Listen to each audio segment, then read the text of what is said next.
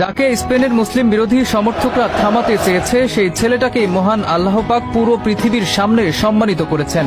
লামিনের বিশ্বাস ছিল মহান রবের ওপরে, আর সৃষ্টিকর্তাও যেন তাকে দুমুঠো ভরে সম্মান দিলেন। চুপ করালেন স্পেনের মুসলিম বিরোধীদের। হ্যাঁ, তাই মুসলিম বিরোধীদের উপযুক্ত জবাবটাই দিলেন লামিনে ইয়ামাল। মুসলিম হবার জন্য কত কটু কথা শুনতে হয়েছে লামিনকে। একটা সময় তো বলেই ফেললেন প্রয়োজনে তিনি ফুটবল ছেড়ে দেবেন, তবুও তার ধর্মকে কটু কথা বললে ছাড় দেবেন না। লামিনকে ফুটবল ছাড়তে হয়নি, বরং সব অবজ্ঞার জবাব এক রাতে দিয়ে দিয়েছেন। লামিনের এই জয়টা কি পুরো মুসলিম বিশ্বেরই নয়?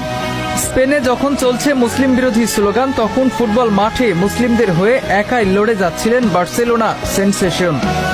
মোহাম্মদ সালাহর মতো তারকারাও তার পাশে দাঁড়ায়নি, কিন্তু লামিন একাই লড়েছেন। মূল ঘটনার সূত্রপাত সর্বশেষ ফিফা উইন্ডোতে মিশর বনাম স্পেনের ম্যাচে। মুসলিম ধর্মকে নিয়ে কটু কথা বলতে থাকেন একদল